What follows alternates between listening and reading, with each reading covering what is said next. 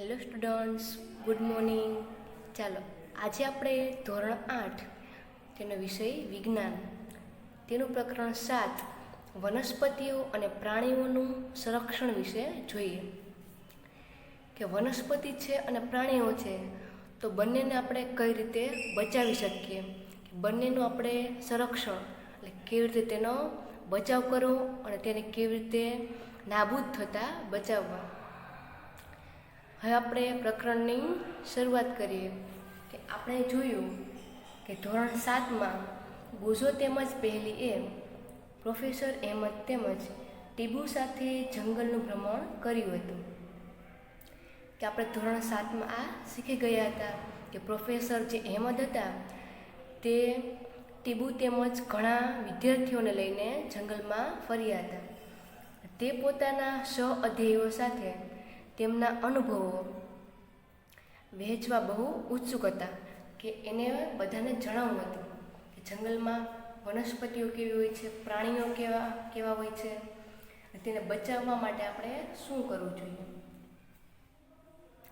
કારણ કે તેમાંથી કેટલાક ભરતપુર અભયારણ્ય ભ્રમણ કરવા ગયા હતા, કેટલાકે કાઝીરંગા રાષ્ટ્રીય ઉદ્યાન, લોકચાઉ વાઇલ્ડ લાઇફ અભયારણ્ય તથા ગ્રેટ નિકોબાર બાયોસ્ફિયર રિઝર્વ, વાઘ સંરક્ષિત વિસ્તાર વગેરે વિશે સાંભળ્યું હતું.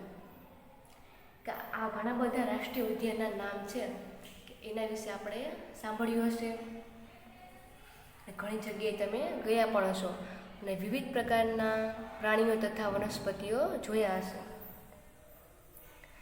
તો હવે આપણે વન નાબૂદી અને તેના કારણો વિશે જોઈએ. તો કે વન નાબૂદી એટલે શું? તો કે વન નાબૂદી એટલે જંગલનો નાશ છે એ કેવી રીતે થાય છે અને તેનું કારણ શું છે. હવે આપણે તેના વિશેનો અભ્યાસ કરીએ. કે આપણે પૃથ્વી પર વિવિધ પ્રકારની વનસ્પતિઓ તેમજ પ્રાણીઓ જોવા મળે છે. કે આપણે ઘણા બધા જુદા જુદા પ્રકારના વનસ્પતિઓ અને પ્રાણીઓ જોયા હશે. કે તે માનવ જાતિને ટકી રહેવા માટે તેમજ સારી રીતે રહેવા માટે આવશ્યક છે. કે જો વનસ્પતિઓ જ નહીં હોય, જો જંગલોનો બધા નાશ કરી નાખશે તો આપણું જીવન છે એ વનસ્પતિ ઉપર જ આધારિત છે. જો વનસ્પતિ નહીં હોય તો આપણા જીવનની કલ્પના કરવી મુશ્કેલ છે. આજે આ સજીવોના અસ્તિત્વ માટે વન નાબૂદી એક મોટો ખતરો બની ગયો છે. એટલે કે જંગલનો નાશ થશે તો આપણો ખોરાક છે એ પણ અટકી જશે. વન નાબૂદીનો અર્થ છે કે વનનો નાશ કરીને પ્રાપ્ત જમીનનો અન્ય કાર્યો માટે ઉપયોગ કરવો. ઘણા લોકો શું કરતા હોય તો કે જંગલ છે, જંગલમાં વૃક્ષોને કાપીને તેને અન્ય કામો એટલે કે બીજા કામો માટે, જેમ કે મોટી બિલ્ડિંગો બનાવવા, મોલ બનાવવા, અમુક ફેક્ટરીઓ બનાવવા, જંગલ કાપીને ફેક્ટરીઓ અને મોલ છે એ બનાવે છે. વનમાં વૃક્ષોની કાપણી નીચેના ઉદ્દેશ્યથી કરવામાં આવે છે. કે શા માટે વૃક્ષોને કાપવામાં આવે છે, શા માટે જંગલનો નાશ કરવામાં આવે છે. તો કે પહેલો પોઈન્ટ આપેલો છે એ ખેતીવાડી માટે જમીન પ્રાપ્ત કરવી. કે ઘણા લોકોને ખેતી કરવી હોય એના માટે જંગલોનો નાશ કરી નાખે છે. બીજો પોઈન્ટ આપેલો છે ઘર તેમજ કારખાનાઓનું નિર્માણ કરવું. કે મોટી મોટી બિલ્ડિંગો બનાવી, કારખાનાઓ બનાવવા એના માટે જંગલોનો નાશ કરે છે, એટલે કે કાપી નાખે છે. ત્રીજો પોઈન્ટ આપેલો છે ફર્નિચર બનાવવા તથા લાકડાનો બણતર માટે ઉપયોગ. કે લાકડાને કાપીને તેનું ફર્નિચર બનાવે છે તથા રાંધવા માટે એટલે કે બણતર તરીકે પણ ઉપયોગ કરવામાં આવે છે, જેથી કરીને તેઓ જંગલોનો નાશ કરે છે. એટલે કે કુદરતી આગ તેમજ ભયંકર દુષ્કાળ પણ કેટલાક કુદરતી વન નાબૂદીના કારણો જ છે. કે ઘણીવાર જંગલમાં આગ પણ લાગી જાય છે, ક્યાંક દુષ્કાળ પણ આવે છે. કે જ્યારે કોઈ પણ સૂકી ડાળીઓ હોય છે કે જ્યારે સામે સામે અથડાય છે તો તેના લીધે જંગલની આગ લાગે છે. તો આ હતા વન નાબૂદીના કારણો કે આના લીધે જંગલો છે એનો નાશ થતો જાય છે. હવે આપણે પ્રવૃત્તિ 7.1માં જોઈએ. નીચે આપેલા છે કે વન નાબૂદીના પરિણામો. એ જંગલનો નાશ થઈ જાય પછી આપણને શું પરિણામ મળે છે? તો કે પહેલી તેમજ બુઝોએ વન નાબૂદીના કારણોના પરિણામોને યાદ કરવાનો પ્રયાસ કર્યો. તેમને યાદ છે કે વન નાબૂદીથી પૃથ્વી પર તાપમાન તેમજ પ્રદૂષણના સ્તરમાં વધારો થાય છે. જો જંગલો જ નહીં હોય તો આપણને શુદ્ધ હવા પણ મળશે નહીં, તાપમાન છે એમાં પણ વધારો થતો જશે. જેમ કે સૌથી પહેલાં સૂર્યના કિરણો છે એ સીધા વૃક્ષો પર પડે છે, પછી આપણા સુધી પહોંચે છે. જો વૃક્ષો જ નહીં હોય તો તાપમાન બધું મનુષ્ય અથવા પશુ પ્રાણીઓ પર પડશે, એટલે તાપમાનમાં પણ વધારો થતો જશે, પ્રદૂષણ છે એ પણ વધી જશે. જેમ કે વધુ પડતો વરસાદ આવે છે તો જે પાણીના ટીપા છે એ વૃક્ષો પર પડે છે, જેથી કરીને વધુ પડતું પૂર આવતું નથી. જો જંગલો હશે તો આપણને ઘણો બધો ફાયદો થશે. પણ જો નાબૂદ કરી દેવામાં આવશે તો તાપમાન તેમજ પ્રદૂષણમાં વધારો થતો જશે. તેનાથી વાતાવરણમાં કાર્બન ડાયોક્સાઇડના સ્તરમાં પણ વધારો થતો જશે અને ભૂમિય જળનો ઘટાડો થાય છે. તેનાથી ખ્યાલ આવે છે કે વન નાબૂદીથી પ્રાકૃતિક સંતુલન પર પણ પ્રભાવ પડે છે. અને પ્રોફેસર અહેમદે તેમણે બતાવ્યું હતું કે જો વૃક્ષોની આ પ્રકારે કાપણી ચાલતી રહી તો વરસાદ તેમજ ભૂમિની ફળદ્રુપતામાં ઘટાડો થાય છે. જો આ જ પ્રમાણે જંગલ કપાતા રહેશે તો જે જમીનની ફળદ્રુપતા છે એ ઘટતી જશે. તેનાથી વધુ પ્રમાણમાં પૂર તેમજ દુષ્કાળ જેવી જે કુદરતી આફતો છે એ વધતી જશે. એટલે કે યાદ રાખો કે વનસ્પતિને પ્રકાશ સંશ્લેષણ માટે કાર્બન ડાયોક્સાઇડની જરૂર હોય છે. ઓછા વૃક્ષોનો અર્થ એ છે કે કાર્બન ડાયોક્સાઇડના ઉપયોગમાં ઘટાડો થવો કે જેનાથી વાતાવરણમાં તેની માત્રા છે એ વધી જશે. કારણ કે કાર્બન ડાયોક્સાઇડ પૃથ્વી દ્વારા પરાવર્તિત ઉષ્મીય કિરણોને શોષી લે છે, એટલે કે તેની માત્રાના વધારાના પરિણામે ગ્લોબલ વોર્મિંગ છે એ થાય છે. પૃથ્વીના તાપમાનમાં વધારાથી જળચક્રનું સંતુલન છે એ બગડી જાય છે અને વરસાદ છે એ સાવ ઘટી જાય છે, અને જેના લીધે શું થાય છે તો કે દુષ્કાળ આવે છે. એટલે કે વરસાદ આવશે જ નહીં તો ખેતી પણ નહીં થાય, અને ખેતી નહીં થાય તો બધાને ખોરાક છે એ પૂરતા પ્રમાણમાં મળી રહેશે નહીં, એટલે કે સાવ દુષ્કાળ આવી જશે. પછી આપણે જોઈએ કે ભૂમિના ગુણધર્મોમાં પરિવર્તનનું મુખ્ય કારણ વન નાબૂદી છે. કે ભૂમિ એટલે કે જમીન છે એના ગુણધર્મો છે શેના લીધે નાશ થાય છે તો કે જંગલોના લીધે નાશ થાય છે. કોઈ પણ ક્ષેત્રમાં ભૂમિના ભૌતિક ગુણધર્મો પર વનસ્પતિ ઉછેર અને વૃક્ષોની અસર પડે છે. સૌથી વધુ અસર છે એ કોના પર પડશે તો કે વૃક્ષો પર અને વનસ્પતિના ઉછેર પર. કે આપણે ધોરણ 7ને યાદ કરીએ તો વૃક્ષ કેવી રીતે જમીનના ધોવાણને અટકાવે છે એના વિશે આપણે જોયું હતું કે ભૂમિ પર વૃક્ષોની માત્રા ઘટવાના કારણે ભૂમિનું ધોવાણ છે એ વધે છે. કે જો વૃક્ષો જ નહીં હોય તો જમીન છે એ આખી ધોવાઈ જશે, એટલે કે ધોવાણ છે એ વધી જશે. ભૂમિનું ઉપરનું પડ એટલે કે સ્તર એ દૂર કરવાથી નીચેના સખત પથ્થરોના સ્તરો દેખાય છે. કે જમીન ઉપરની જે ભૂમિ છે એ સાવ ધોવાઈ જશે તો નીચે શું વધશે કે નીચે બધા પથ્થરો જોવા મળશે, જેનાથી ભૂમિમાં સેન્દ્રિય પદાર્થો એટલે કે સડતા કાર્બનિક પદાર્થોનો ઘટાડો થાય છે તથા તેની ફળદ્રુપતામાં પણ ઘટાડો થાય છે. ધીમે ધીમે ફળદ્રુપ ભૂમિ શેમાં ફેરવાઈ જશે તો કે રણમાં ફેરવાઈ જશે. તો કે આખી જમીન છે એ શું બની જશે તો ધીમે ધીમે રણ જેવી બની જશે. ધીમે ધીમે ફળદ્રુપ ભૂમિ રણમાં ફેરવાઈ જાય છે, જેને રણ નિર્માણ કહે છે. શું કહેવામાં આવે છે તો કે રણ નિર્માણ. વન નાબૂદીના કારણે ભૂમિની જળ સંગ્રહ ક્ષમતામાં પણ ઘટાડો થાય છે, એટલે કે વરસાદ પણ ઓછો થઈ જશે, તથા ભૂમિની ઉપરના પડની મારફતે નીચેના સ્તરોમાં પાણી પ્રવેશવાની ક્રિયામાં અસર ઊભી થઈ છે, જેના પરિણામ સ્વરૂપે પૂર આવે છે. જો જંગલો હશે તો એટલું બધું પૂર આવશે નહીં, કેમ કે જંગલો છે એ જગ્યા રોકી રાખશે. પણ જો જંગલો જ નહીં હોય તો શું થશે, તો કે પૂર આવવાની શક્યતા રહેશે. અને ભૂમિના અન્ય ગુણધર્મો જેમ કે પોષક તત્વો, બંધારણ વગેરે પર વન નાબૂદીની અસર થઈ છે. પોષક તત્વો છે, બંધારણ છે એ પણ ઘટી જશે. એટલા માટે આપણે વૃક્ષો કાપવા જોઈએ નહીં. બીજા પણ કોઈ વૃક્ષો કાપતા હોય તો આપણે તેને અટકાવવા જોઈએ. જેમ કે તમે સાંભળ્યું હશે કે વૃક્ષો વાવો, વરસાદ લાવો. જો વૃક્ષ હશે તો જ વરસાદ આવશે. જો આપણે વૃક્ષો સતત કાપતા રહીશું તો આપણે ભવિષ્યમાં અમુક જે ઉત્પાદનની વસ્તુ છે એટલે કે આપણે તંગીનો સામનો કરવો પડશે. ચાલો, આટલું તમને સમજાઈ ગયું. હવે આપણે પ્રવૃત્તિ 7.2 જોઈએ. વન તેમજ વન્ય જીવનનું સંરક્ષણ. કે વન છે એટલે કે જંગલ અને જંગલનું રક્ષણ આપણે કેવી રીતે કરવું જોઈએ. તો કે વન નાબૂદીની અસરો જાણ્યા બાદ પહેલી અને બુઝો એ બંને ચિંતિત હતા કે તે પ્રોફેસર અહેમદ પાસે ગયા તથા તેઓએ પૂછ્યું કે વન તેમજ વન્ય પ્રાણીઓને આપણે કેવી રીતે બચાવી શકાય.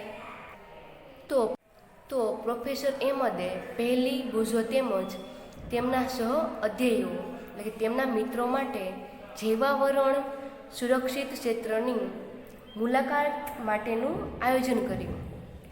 તેના માટે તેઓએ પંચમઢી જૈવાવરણ સુરક્ષિત ક્ષેત્રની પસંદગી કરી કે આપણે પંચમઢી જઈશું. તે જાણતા હતા કે આ ક્ષેત્રની વનસ્પતિઓ અને પ્રાણીઓ ઉપરી હિમાલયની શૃંખલાઓ તેમજ નીચાણવાળા પશ્ચિમ વિસ્તારના પ્રાણીઓ અને વનસ્પતિઓને સમાન છે. એટલે કે ત્યાંના જે વૃક્ષો છે અને પ્રાણીઓ છે તે કેવા છે, તો કે સમાન છે. પ્રોફેસર અહેમદને વિશ્વાસ હતો કે આ ક્ષેત્રની જે વિવિધતા છે કેવી છે, તો કે આગવી છે, એટલે કે મહત્ત્વની, બધાથી જુદી છે. તેઓએ વન કર્મચારી શ્રી માધવજીને જૈવાવરણ સુરક્ષિત ક્ષેત્રમાં વિદ્યાર્થીઓનું માર્ગનિર્દેશન કરવાનો અનુરોધ કર્યો કે તમે બધા વિદ્યાર્થીઓને જણાવજો. કે તેઓએ જણાવ્યું કે જૈવિક મહત્ત્વ ધરાવતા ક્ષેત્રનો બચાવ એ આપણી રાષ્ટ્રીય પરંપરાનો એક ભાગ છે. કે વૃક્ષોને બચાવવા, પ્રાણીઓનો શિકાર ન કરવો એ આપણે એક રાષ્ટ્રીય પરંપરાનો એક ભાગ છે. પ્રાણીઓનો ક્યારેય શિકાર કરવાનો નહીં, વૃક્ષોને ક્યારેય કાપવાના નહીં.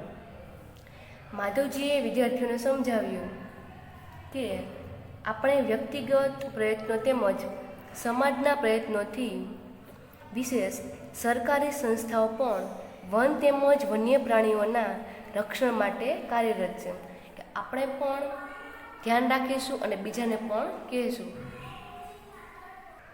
સરકાર તેઓની સુરક્ષા અને સંરક્ષણ માટે હેતુ માટે નિયમ, પદ્ધતિઓ અને યોજનાઓ બનાવે છે. વન્ય પ્રાણી અભયારણ્ય, રાષ્ટ્રીય ઉદ્યાન, જૈવાવરણ સુરક્ષિત ક્ષેત્ર વગેરે વનસ્પતિઓ અને પ્રાણીઓ માટે સંરક્ષિત તેમજ સુરક્ષિત ક્ષેત્ર છે. આપણે પણ ધ્યાન રાખીશું કે આપણે પણ વૃક્ષો નહીં કાપીએ અને બીજાને પણ કાપવા દેશું નહીં. જે પ્રાણીનો શિકાર કરતા હોય તેને પણ આપણે રોકવાના છે. નીચે તમને કોષ્ટકમાં આપેલું છે કે વનસ્પતિઓ અને પ્રાણીઓ અને તેમના નિવાસોને સંરક્ષણ માટે તેમને સુરક્ષિત ક્ષેત્ર જાહેર કરવામાં આવે છે. કે બધા પ્રાણીઓ છે, ઘણાને તમે જોયા હશે કે તેને પિંજરામાં પૂર્યા હશે, એટલે કે તેને સુરક્ષિત રીતે રાખવામાં આવ્યા છે. કે જેને અભયારણ્ય, રાષ્ટ્રીય ઉદ્યાન અને જૈવાવરણ આરક્ષિત જે અમુક વિસ્તાર છે, આપણે તેને એવી જગ્યાએ પ્રાણીઓને રાખવામાં આવે છે કે જે સુરક્ષિત રહી શકે. વૃક્ષારોપણ, ખેતી, ચરવું, વૃક્ષોની કાપણી, શિકાર, ચામડું પ્રાપ્ત કરવા માટે શિકાર વગેરે આ ક્ષેત્રોમાં પ્રતિબંધ હોય છે. આ બધા પ્રત્યે પ્રતિબંધ છે કે આ કરવાનું નથી, કે જંગલો કાપીને ત્યાં ખેતી કરવાની નથી, વૃક્ષોને કાપવાના નથી, કે પક્ષીઓનો શિકાર નથી કરવાનો. નીચે તમને આપેલું છે અભયારણ્ય. અભયારણ્ય એટલે શું? તો કે એવો વિસ્તાર કે જ્યાં પ્રાણીઓ તેમજ તેના નિવાસ સ્થાન કે કોઈ પણ પ્રકારના ખલેલથી તે સુરક્ષિત હોય છે, કે ત્યાં તેને કોઈ પણ ખલેલ પહોંચી શકતી નથી, તો તેને અભયારણ્ય કહેવામાં આવે છે. પછી છે રાષ્ટ્રીય ઉદ્યાન, કે વન્ય પ્રાણીઓ માટે આરક્ષિત ક્ષેત્ર જ્યાં તે સ્વતંત્ર રૂપે નિવાસ તેમજ પ્રાકૃતિક સંસાધનોનો ઉપયોગ કરી શકે, તો તેને રાષ્ટ્રીય ઉદ્યાન કહેવામાં આવે છે, કે જે આરામથી છૂટથી ફરી શકે. પછી નીચે આપેલું છે જૈવાવરણ આરક્ષિત વિસ્તાર, કે વન્ય સજીવો, વનસ્પતિઓ તેમજ પ્રાણીઓ અને તે વિસ્તારના આદિવાસીઓનો પારંપરિક રીતે જીવન પર્યાય હેતુ માટે વિશાળ સુરક્ષિત વિસ્તાર, કે વન્ય સજીવો, વનસ્પતિઓ તેમજ પ્રાણીઓ કે બધા જ સારી રીતે અને તેને નુકસાન ન પહોંચી શકે, એટલે કે ખલેલ ન પહોંચે તે રીતે રહી શકે. તો તેવો વિસ્તાર કયો છે? તો કે જૈવાવરણ આરક્ષિત વિસ્તાર. તો હવે તમને આટલું સમજાઈ ગયું છે. હવે આપણે પ્રવૃત્તિ 7.3 જોઈએ. ચાલો હવે આપણે નીચે કોષ્ટકમાં જોઈએ કે સંરક્ષણ માટે સુરક્ષિત વિસ્તાર. નીચે આપેલું છે કે મારા જિલ્લામાં, મારા રાજ્યમાં અને મારા દેશમાં. રાષ્ટ્રીય ઉદ્યાન કયા કયા છે, વન્ય પ્રાણી અભયારણ્ય કયા કયા છે, અને જૈવાવરણ આરક્ષિત વિસ્તાર એના આપણે નામ લખવાના છે. નીચે તમને પંચમઢી જૈવાવરણ આરક્ષિત વિસ્તારનો નકશો આપેલો છે. નામ પણ આપેલા છે કે તવા જળાશય, નીમઘન સાતપુડા રાષ્ટ્રીય ઉદ્યાન, અહીંયા છે જુરણા, પછી છે ધેન, બોરી એટલે કે બોરીમાં છે બોરી અભયારણ્ય, પંચમઢી અભયારણ્ય, પીપરિયા તરફ નીચે છે પનારપાની ગેટ, અને નીચે પંચમઢી. પંચમઢીમાં પંચમઢી અભયારણ્ય છે. આખો નકશો આપેલો છે કે આ જગ્યાએ આરક્ષિત વિસ્તારો આવેલા છે. ચાલો હવે આપણે જૈવ આરક્ષણ વિસ્તાર વિશે જોઈએ કે પ્રોફેસર અહેમદ તેમજ માધવજીની સાથે વિદ્યાર્થીઓએ જૈવ આરક્ષણ વિસ્તારમાં પ્રવેશ કર્યો. તેઓ બધા ક્યાં જાય છે? તો કે જૈવ આરક્ષણ વિસ્તારમાં જાય છે. માધવજીએ સમજાવ્યું કે જૈવ વિસ્તારના રક્ષણ માટે જૈવ આરક્ષણ વિસ્તાર બનાવવામાં આવ્યા છે. જેમ કે તમે જાણો છો કે જૈવ વિવિધતા એટલે કોઈ પણ ક્ષેત્રમાં જોવા મળતી બધી વનસ્પતિઓ, પ્રાણીઓ અને સૂક્ષ્મજીવોની વિભિન્ન પ્રજાતિઓ. તો કે જૈવ વિવિધતા એટલે શું થાય છે? તો કે જ્યાં જુદા જુદા પ્રકારની વનસ્પતિઓ હોય, જુદા જુદા પ્રકારના પ્રાણીઓ હોય, સૂક્ષ્મજીવો હોય, પક્ષીઓ હોય, તેને શું કહેવામાં આવે છે? તો કે જૈવ આરક્ષણ વિસ્તાર કહેવામાં આવે છે. કોઈ પણ ક્ષેત્રનો જૈવ આરક્ષિત વિસ્તાર તે ક્ષેત્રની જૈવ વિવિધતા તેમજ સંસ્કૃતિને જાળવી રાખવામાં સહાયક હોય છે, કે જેના લીધે તે ઓળખાય છે કે અમુક પક્ષીઓ છે, પ્રાણીઓ છે, વનસ્પતિઓ છે કે જે આપણે ક્યારેય જોયા હોતા નથી, પણ આપણને ત્યાં તેની બધી જ પ્રજાતિઓ છે એ જોવા મળે છે.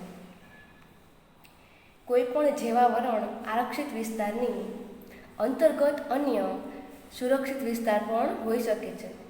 જેમ કે પંચમઢી. તો પંચમઢી જૈવાવરણ આરક્ષિત વિસ્તારમાં સાતપુડા નામનો એક રાષ્ટ્રીય ઉદ્યાન તથા બોરી તેમજ પંચમઢી નામના 2 વન્ય પ્રાણી અભયારણ્ય આવે છે. તમે ઘણીવાર આ નામ પણ સાંભળ્યું હશે કે પંચમઢી અને બોરી છે ત્યાં શું છે? તો કે ત્યાં વન્ય પ્રાણી અભયારણ્ય છે. ત્યાં જુદા જુદા પ્રકારના પ્રાણીઓ જોવા મળે છે. ચાલો હવે આપણે વનસ્પતિ સૃષ્ટિ અને પ્રાણી સૃષ્ટિ વિશે જોઈએ. કે વનસ્પતિ કેવી જુદી જુદી પ્રકારની હોય છે અને પ્રાણીઓ કેવા જોવા મળે છે.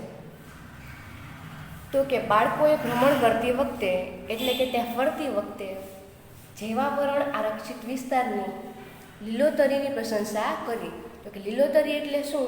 તો કે વિવિધ પ્રકારના વૃક્ષો. તેઓ ઊંચા ઊંચા સાગના વૃક્ષો તેમજ વન્ય પ્રાણીઓને જોઈને ખુશ થયા. ત્યાં જંગલમાં એટલે કે ત્યાં શું હતું? જૈવાવરણ આરક્ષિત વિસ્તારમાં તો કે ઊંચા ઊંચા સાગના વૃક્ષો હતા, વન્ય પ્રાણીઓ પણ હતા. તો તે જોઈને બાળકો છે એ ખુશ થઈ ગયા.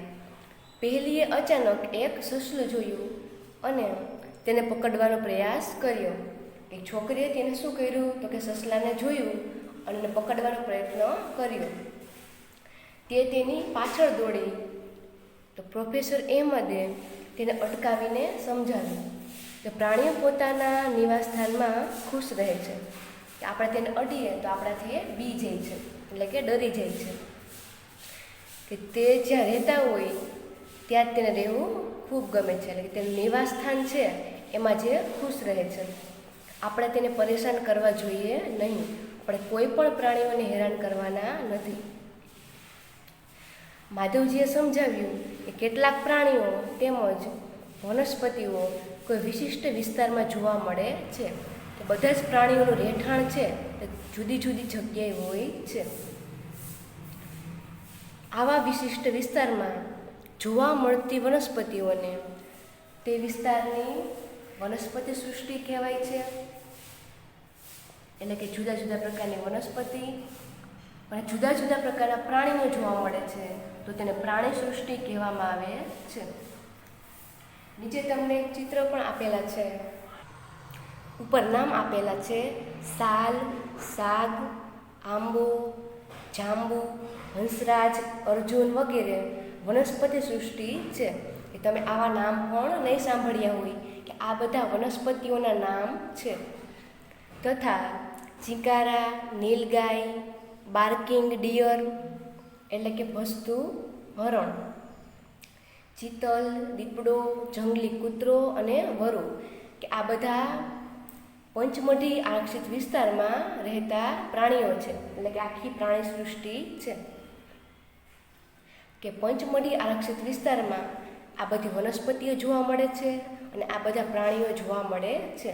કે તમે ક્યારે પણ નહીં જોયા હોય. નીચે તમને ચિત્રમાં આપેલું છે. પેલું ચિત્ર છે આ જંગલી કૂતરો છે. બીજું છે આ ચિતલ છે કે જે હરણ જેવું દેખાય છે. ત્રીજું છે એ વરુ છે. ચોથું ચિત્ર તમને આપેલું છે આ દીપડો છે. બાજુમાં જે આ વનસ્પતિ છે આ હંસરાજ નામની વનસ્પતિ છે. અને બાજુમાં છે તે જાંબુનું વૃક્ષ છે. કે આ બધા પ્રાણીઓ અને વનસ્પતિઓ ત્યાંના જંગલમાં જોવા મળે છે. ચાલો હવે આપણે 7.6 એટલે સ્થાનિક જાતિઓ વિશે જોઈએ. બાળકો ઝડપથી શાંતિપૂર્વક ગાઢ જંગલમાં પ્રવેશ્યા. બાળકો છે બધા ક્યાં ગયા? હવે તો ગાઢ જંગલમાં ગયા. બાળકો એક વિશાળ ખિસકોલીને જોઈને આશ્ચર્યચકિત થઈ ગયા. કે બાળકોએ શું જોયું? કે ખિસકોલીને જોઈ. આ ખિસકોલીની પૂંછડી મોટી અને પીછાકાર છે. કે ખિસકોલી છે ને પૂંછડી કેવી હતી? તો કે મોટી હતી અને પીછાકાર હતી. કે તમને બાજુમાં ચિત્ર પણ આપેલું છે. આ વિશાળ ખિસકોલીનું ચિત્ર છે અને પૂંછડી એકદમ મોટી છે અને પીછાવાળી છે. તેઓ તેના વિશે જાણવા ખૂબ જ ઉત્સુક છે. માધવજીએ જણાવ્યું કે તેને વિશાળ ખિસકોલી કહે છે, એટલે કે સૌથી મોટી ખિસકોલી છે અને તે આ વિસ્તારની સ્થાનિક જાતિ છે, એટલે કે તે અહીંયા જ રહે છે. વનસ્પતિઓ અને પ્રાણીઓની એવી જાતિઓ કે કોઈ એક જ ક્ષેત્રમાં વિશિષ્ટ રૂપે જોવા મળે તેને શું કહે છે? તો કે તેને સ્થાનિક જાતિ કહે છે. તમને વ્યાખ્યા આપેલી છે કે કોઈ એક જ ક્ષેત્રમાં રહેતી હોય અને વિશિષ્ટ રૂપે જોવા મળતી હોય, એટલે કે બીજે તમને ક્યાંય જોવા નથી મળતી, તો તેને સ્થાનિક જાતિ કહે છે. કે આવી ખિસકોલી આપણે અહીંયા ક્યાંય જોવા મળશે નહીં. તે કોઈ અન્ય વિસ્તારમાં પ્રાકૃતિક રૂપે જોવા મળતી નથી. કોઈ વિશિષ્ટ પ્રકારની વનસ્પતિઓ તેમજ પ્રાણીઓ કોઈ વિસ્તાર, રાજ્ય તથા દેશની સ્થાનિક જાતિ હોઈ શકે છે. જેમ કે અમુક પ્રાણીઓ છે એ ભારતમાં જોવા મળે છે, અમુક છે જે ભારતમાં જોવા મળતા નથી, જે વિદેશી પ્રાણીઓ છે. જેમ કે પેંગ્વિન છે, તો પેંગ્વિન આપણે અહીંયા જોવા મળતા નથી. તે બર્ફીલો પ્રદેશ એટલે કે ધ્રુવ પ્રદેશમાં જોવા મળે છે. એટલે કે બધા પ્રાણીઓની ખાસિયત છે તે જુદી જુદી હોય છે. માધવજીએ પંચમઢી જેવા વરણ આરક્ષિત ક્ષેત્રમાં આવેલ સાલ અને જંગલી આંબાના ઝાડને બતાવીને સ્થાનિક વનસ્પતિઓનું ઉદાહરણ આપ્યું. નીચે તમને જંગલી આંબાનું ચિત્ર આપેલું છે. આ શેનું ચિત્ર છે? તો કે જંગલી આંબાનું. જંગલી બળદ, ભારતીય વિશાળ ખિસકોલી અને ઉડતી ખિસકોલી આ વિસ્તારના સ્થાનિક પ્રાણીઓ છે. આપણે ખિસકોલી તો જોઈ હશે, પણ ઉડતી ખિસકોલી છે એ જોઈ નહીં હોય. કે ત્યાંના જંગલોમાં ખિસકોલી પણ જોવા મળે છે, વિશાળ ખિસકોલી પણ જોવા મળે છે અને જંગલી બળદ એ પણ જોવા મળે છે. પ્રોફેસર અહેમદે જણાવ્યું કે તેમના રહેઠાણનો નાશ થવાથી અને વસ્તી વધારાથી અને ત્યાં નવી જાતિઓને લાવવાથી સ્થાનિક જાતિના કુદરતી નિવાસ અને તેમના અસ્તિત્વને પણ જોખમ થઈ શકે છે. કે અમુકનું રહેઠાણ છે એ સાવ નાશ થઈ ગયું છે, કે જેના લીધે ત્યાં પ્રાણીઓ રહેતા હતા તેનું હવે બીજી જગ્યાએ રહેવું મુશ્કેલ પડી ગયું છે. જાતિ એ સજીવોની વસ્તીનો એવો સમૂહ છે કે જે બીજા સાથે આંતરપ્રજનન કરવા માટે સક્ષમ હોય છે. એટલે કે તેનો અર્થ એવો થાય છે કે એક જાતિના સભ્યો અન્ય જાતિઓ સિવાય માત્ર પોતાની જાતિના સભ્યો સાથે જ પ્રજનનક્ષમ સંતતિનું નિર્માણ કરી શકે છે. એક જ જાતિના સભ્યો સામાન્ય લક્ષણો ધરાવે છે. જેમ કે સિંહનું ટોળું હોય તો તે સિંહ સાથે જ રહી શકે છે, અને હરણનું ટોળું છે તો આખું હરણનું ટોળું જ સાથે રહે છે. પછી તે સિંહ સાથે તેને રહેવું તે ખૂબ મુશ્કેલ પડે છે. એટલે પોતાની જાતિ છે તે અલગ લક્ષણો ધરાવે છે. ચાલો હવે આપણે વન્ય પ્રાણી અભયારણ્ય વિશે જોઈએ. કે તરત જ પહેલીએ એક બોર્ડ જોયું કે બોર્ડ ઉપર શું લખેલું હતું? કે જેની ઉપર પંચમઢી વન્ય પ્રાણી અભયારણ્ય લખ્યું હતું. બોર્ડ ઉપર શું લખ્યું હતું? તો કે વન્ય પ્રાણી અભયારણ્ય. પ્રોફેસર અહેમદે જણાવ્યું કે આરક્ષિત જંગલોની જેમ કેટલાક એવા વિસ્તાર છે કે જ્યાં વન્ય પ્રાણીઓ સુરક્ષિત તેમજ સંરક્ષિત રહે છે. તેને વન્ય પ્રાણી અભયારણ્ય કહેવાય છે. એ પ્રાણીઓ છે તે સુરક્ષિત રીતે રહી શકે, કે તેને કોઈ નુકસાન થતું નથી અને તેનો કોઈ શિકાર પણ કરી શકતા નથી, જેને વન્ય પ્રાણી અભયારણ્ય કહેવામાં આવે છે. માધવજી આગળ જણાવે છે કે અભયારણ્ય એ જગ્યા છે કે જ્યાં પ્રાણીનો શિકાર કરવો અથવા તેને પકડવા તેના પર સંપૂર્ણ રીતે પ્રતિબંધ હોય છે. એટલે કે કોઈ તેને પકડી પણ શકતું નથી, શિકાર પણ કરી શકતું નથી. જેમ કે તમે સાંભળ્યું હશે કે હરણનો શિકાર કરવો એના પર પ્રતિબંધ હતો, એ વાત છે તમે સાંભળેલી હશે.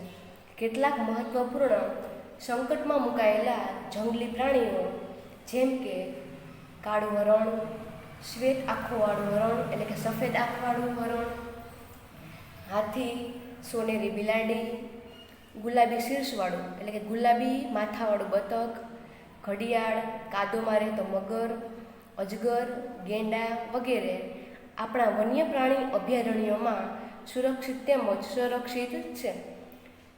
ભારતીય અભયારણ્યોમાં આગવા વિસ્તારો, મોટા સપાટ જંગલો, પહાડી જંગલો તથા મોટી નદીઓના મુખ ત્રિકોણ પ્રદેશની જાડીવાળી જમીન અથવા ઝાડીઓ છે. કે આ બધા પ્રાણીઓ છે તે ત્યાં સુરક્ષિત રીતે રહી શકે છે. અમુક પ્રાણીઓ છે એ સંકટમાં પણ મુકાયેલા છે, કે અમુક લોકો છે તેનો શિકાર કરે છે. અને તેની ચામડી છે એ વેચી નાખે છે. જેમ કે હાથીના દાંત છે તો હાથીના દાંત વેચીને પણ તેઓ પૈસા કમાય છે. એ અફસોસની વાત છે કે સંરક્ષિત જંગલો પણ વન્ય પ્રાણીઓ માટે સુરક્ષિત નથી, કારણ કે તેની આસપાસના ક્ષેત્રમાં રહેવાવાળા લોકો તેનો અતિ ઉપયોગ કરીને નષ્ટ કરી દે છે. ઘણા લોકો એવું પણ કરે છે કે પ્રાણીને તેનો શિકાર કરીને તેમાંથી પૈસા મેળવે છે.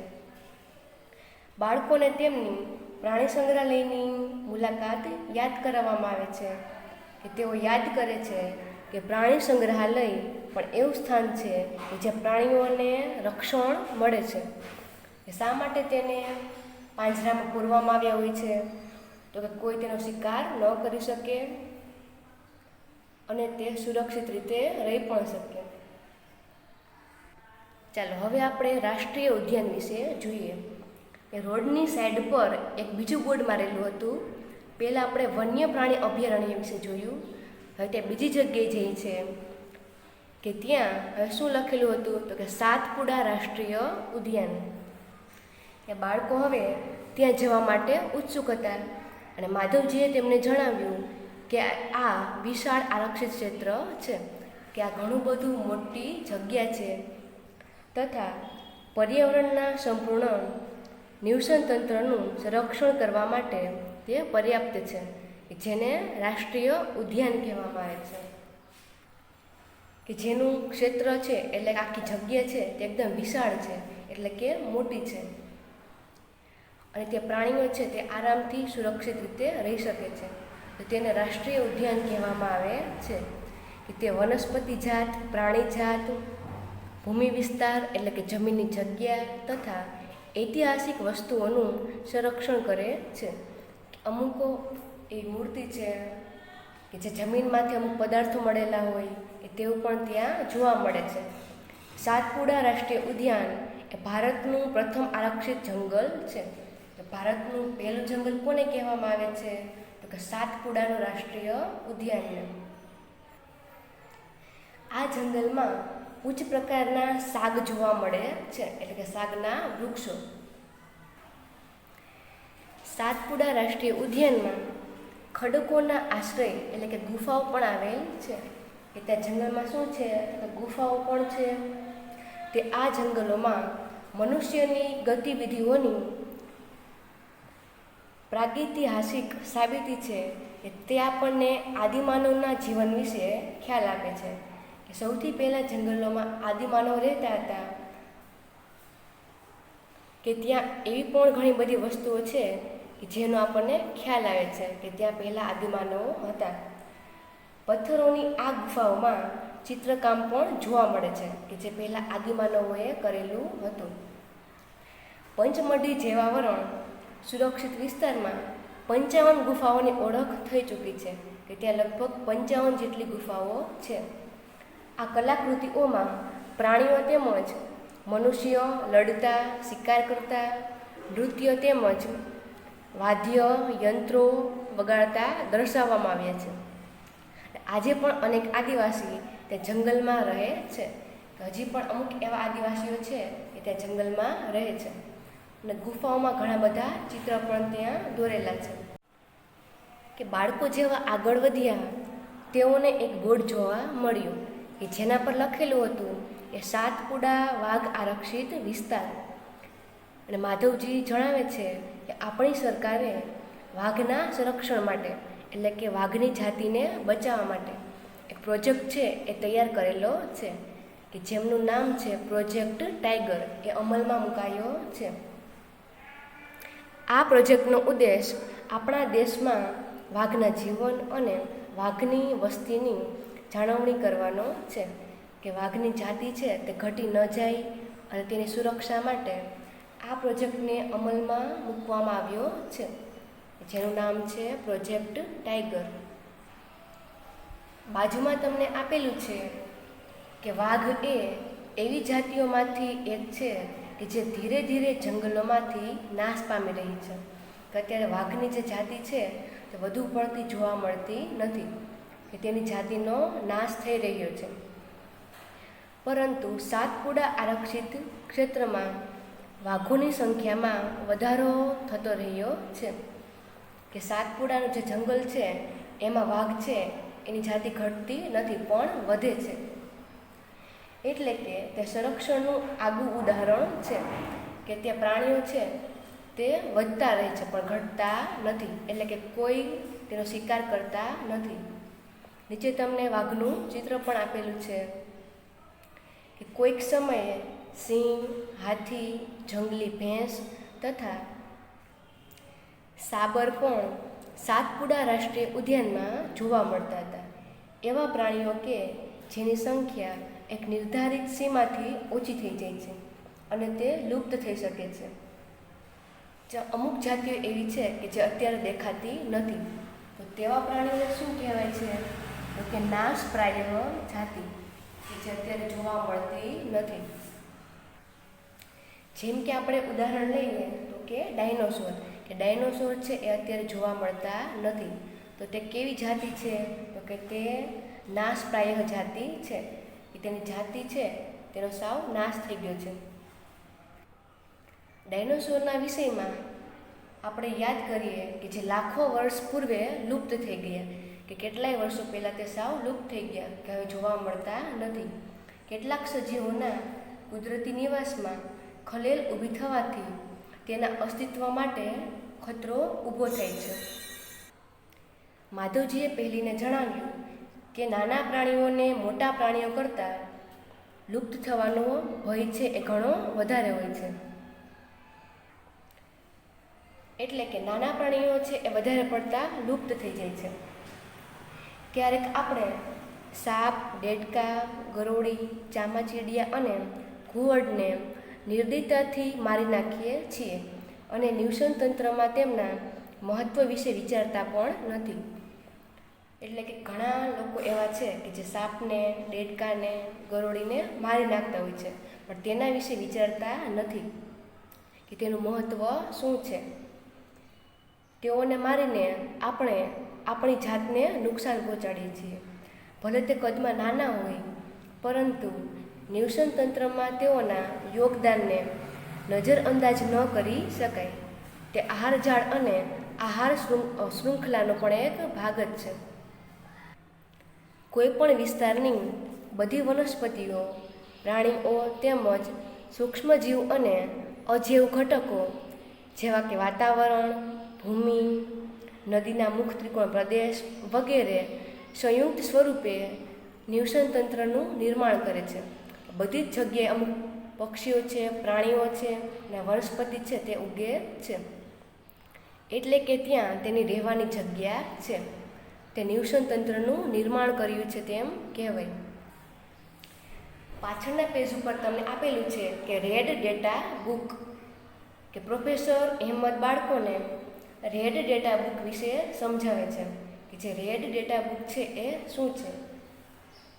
તો કે એ એવું પુસ્તક છે કે જેમાં બધી નાશપ્રાય જાતિઓનો રેકોર્ડ રાખવામાં આવે છે. કે બુકમાં શું જોવા મળે છે? તો કે એ બુકમાં જે જાતિઓનો નાશ થઈ ગયો છે ત્યાં બધી જ માહિતી લખવામાં આવેલી છે. કે કયા પ્રાણીઓની જાતિ છે કે જે અત્યારે જોવા મળતી નથી, પહેલાં આટલી જાતિ હતી. વનસ્પતિઓ, પ્રાણીઓ અને અન્ય જાતિઓ માટે અલગ અલગ રેડ ડેટા બુક હોય છે. કે બધી જુદી જુદી પ્રકારની જે રેડ ડેટા બુક છે તેમાં આપણે વનસ્પતિ વિશે, પ્રાણીઓ વિશે અને અન્ય જાતિઓ માટે પણ જોઈ શકીએ છીએ. કઈ એવી જાતિ છે કે જેનો નાશ થઈ ગયો છે? તો કે રેડ ડેટા બુક વિશે વધારે જાણકારી આપણે મેળવવી હોય તો કોમ્પ્યુટર પર તમારે એક સાઇટ છે, તમે સર્ચ કરશો તો તેના પર તમને જોવા મળશે. કે નીચે તમને જે સાઇટ છે તેનું નામ પણ આપેલું છે. તમે સર્ચ કરો તો તમને કોમ્પ્યુટરમાં પણ જોવા મળશે કે રેડ ડેટા બુકની જે માહિતી છે એ તમે જોઈ શકશો. ચાલો હવે આપણે સ્થળાંતર વિશે જોઈએ. તો કે સ્થળાંતર કોને કહેવાય છે? એક જગ્યાએથી બીજી જગ્યાએ જવું તો તેને કહેવાય સ્થળાંતર. માધવજીના માર્ગદર્શન હેઠળ ભ્રમણ કરતું જૂથ ગાઢ જંગલમાં પ્રવેશ્યું. તેઓ તવા સરોવર નજીક થોડા સમય માટે આરામ કરવા બેઠા. તે એક સરોવર છે જેનું નામ છે તવા. ત્યાં બધા આરામ કરવા બેઠા. પહેલીએ નદીની નજીક કેટલાક પક્ષીઓ જોયા. તેણે શું જોયું તો કે ઘણા બધા પક્ષીઓ જોયા. માધવજી જણાવે છે કે તે સ્થળાંતરણ કરનારા પક્ષીઓ છે, એટલે કે એક જગ્યાએથી બીજી જગ્યાએ જાય છે. તે પક્ષી દુનિયાના અન્ય વિસ્તારમાંથી ઉડીને અહીં આવ્યા છે. કે તમે એવું સાંભળ્યું હશે કે અમુક વિદેશી પક્ષી છે તે દર વર્ષે અમદાવાદમાં કાંકરિયા તળાવે આવે છે, ફરીથી તે પાછા પોતાની જગ્યાએ વયા જાય છે. એટલે કે એક જગ્યાએથી બીજી જગ્યાએ સ્થળાંતર કરે છે. ઉપર તમને એક પ્રશ્ન પૂછેલો છે કે જો આપણી પાસે લાકડું જ ન હોત તો શું થાત? શું લાકડાનો અન્ય વિકલ્પ ઉપલબ્ધ છે? હું જાણું છું કે કાગળ એક મહત્વપૂર્ણ ઉત્પાદન છે જે આપણને જંગલોમાંથી પ્રાપ્ત થાય છે. મને આશ્ચર્ય છે કે કાગળનો પણ કોઈ વિકલ્પ ઉપલબ્ધ હશે ખરો? તો જો આપણને લાકડું જ ન મળત, લાકડું કાપીને બધા તેમાંથી ફર્નિચર ને એવું બધી વસ્તુ બનાવે છે, કાગળ છે પણ એમાંથી બને છે, તો જેમ બને એમ આપણે તેનો ઓછો ઉપયોગ કરવાનો છે. વાતાવરણીય બદલાવના કારણે સ્થળાંતર કરનારા પક્ષીઓ એટલે કે પ્રવાસી પક્ષીઓ પ્રત્યેક દર વર્ષે દૂર દૂરના વિસ્તારોમાંથી એક ચોક્કસ સમય ઉડીને ત્યાં આવે છે અને અહીં ઈંડા મૂકવા માટે આવે છે. કારણ કે અતિશય ઠંડી હોવાને લીધે તેમના મૂળ નિવાસ સ્થાન તે સમયે રહેવા માટે યોગ્ય હોતા નથી. ત્યાં ઠંડી હોવાના કારણે તે વિદેશી પક્ષી છે તે અહીંયા ઈંડા મૂકવા આવે છે. અને એવા પક્ષીઓ જે ઉડીને દૂરની અંતરની લાંબી યાત્રા કરે છે તેને સ્થળાંતરિત પક્ષીઓ અથવા પ્રવાસી પક્ષીઓ કહેવામાં આવે છે. જેમ કે પહેલીએ તેના વિશે ધોરણ 7માં પણ અભ્યાસ કરેલ. તમારે ધોરણ 7માં પણ આવું આવી ગયું હતું કે બહારના પક્ષી અહીંયા સુધી આવે છે તો તેને સ્થળાંતરિત પક્ષીઓ અથવા પ્રવાસી પક્ષીઓ કહેવામાં આવે છે. જ્યાંથી પક્ષી આવે છે ત્યાંનું વાતાવરણ એકદમ ઠંડુ એટલે કે અતિશય ઠંડુ હોવાના કારણે તે સ્થળાંતર કરે છે, કેમ કે ત્યાંની જગ્યા છે તે તેને માફક આવતી નથી. ચાલો હવે આપણે કાગળનું રિસાયકલિંગ વિશે જોઈએ. પ્રોફેસર અહેમદે બાળકોનું ધ્યાન વનનાબૂદીના એક અન્ય કારણ તરફ દોર્યું કે તેઓને જણાવે છે કે 1 ટન કાગળ પ્રાપ્ત કરવા પૂર્ણ વિકસિત 17 વૃક્ષોને કાપવામાં આવે છે. જ્યારે આપણે 1 ટન કાગળ વાપરીએ છીએ ત્યારે 17 વૃક્ષો કાપેલા હોય છે. 17 વૃક્ષો કપાય ત્યારે 1 ટન કાગળ બને છે. આથી આપણે કાગળની બચત કરવી જોઈએ. પ્રોફેસર અહેમદ એ પણ બતાવે છે કે ઉપયોગ માટે કાગળનું 5 થી 7 વખત રિસાયકલ કરી શકાય છે. જેમ કે આપણે કાગળનો એક વખત ઉપયોગ કરી લીધો પછી તેનો ઉપયોગ બીજી વાર થતો હોય તો આપણે કરવાનો છે. જો કોઈ વિદ્યાર્થી એક દિવસમાં માત્ર એક જ કાગળની બચત કરે તો આપણે 1 વર્ષમાં અનેક વૃક્ષોને બચાવી શકીએ. તો જેમ બને એમ આપણે કાગળને ઓછો વાપરવાનો છે જેથી કરીને આપણે વૃક્ષોને બચાવી શકીએ. આપણે કાગળનો બચાવ કરવો જોઈએ, તેનો પુનઃ ઉપયોગ તેમજ રિસાયકલ કરવું જોઈએ. તેની મદદથી આપણે માત્ર વૃક્ષોને જ બચાવીશું એવું નથી, પરંતુ કાગળ ઉત્પાદનના ઉપયોગમાં લેવાતા પાણી તેમજ ઉર્જાની પણ બચત કરી શકીશું. જેમ કે કાગળ બનાવવા માટે જે અમુક બીજી ઉર્જા જોઈએ છે તેનો પણ આપણે બચાવ કરી શકશું. તેની સાથે સાથે કાગળ ઉત્પાદનના ઉપયોગમાં લેવાતા અમુક જે રસાયણો છે એમાં પણ ઘટાડો થશે. તો જેમ બને એમ આપણે કાગળનો 1 થી વધુ વખત ઉપયોગ કરવાનો છે. ચાલો હવે જોઈએ પુનઃ વનીકરણ વિશે.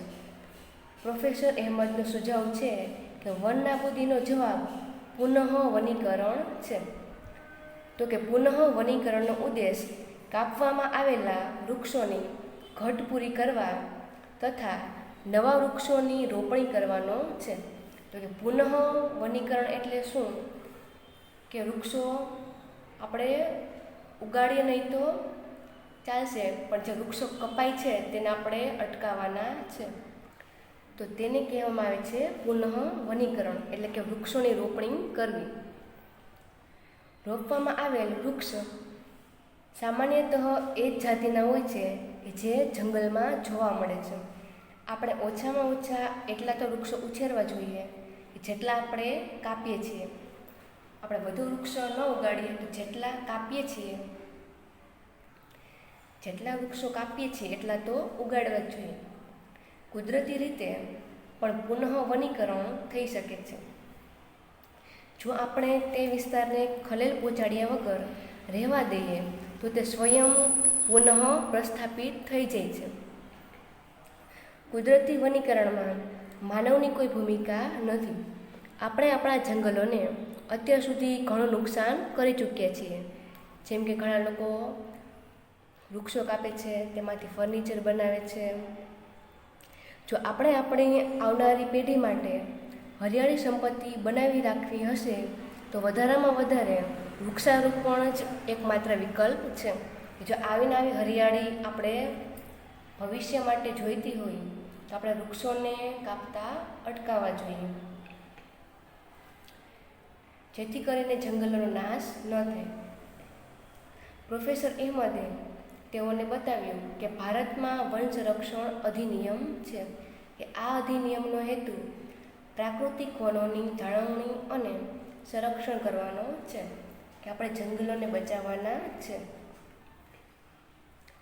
સાથે સાથે એવો ઉપાય પણ કરવાનો છે કે જેનાથી જંગલોમાં અને તેની આસપાસ રહેવાવાળા લોકોની આધારભૂત જરૂરિયાતો છે તેની પૂર્તતા પણ થઈ શકે.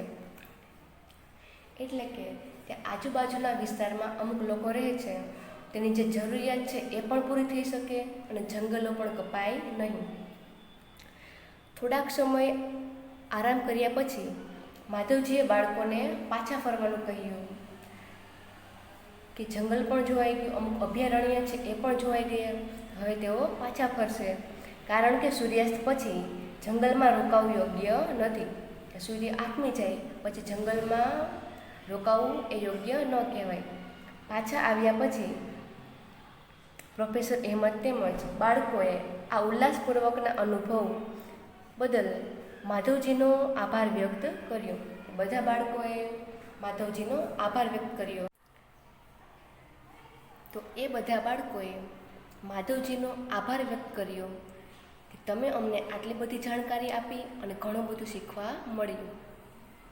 આ પ્રકરણ છે જે 7 વનસ્પતિ અને પ્રાણીઓનું સંરક્ષણ, એ તમને સમજાઈ ગયું છે કે આ પ્રકરણમાંથી આપણને ઘણું બધું શીખવા મળ્યું, જંગલો વિશે, પ્રાણીઓ વિશે અને અનેક જાતિઓ વિશે પણ.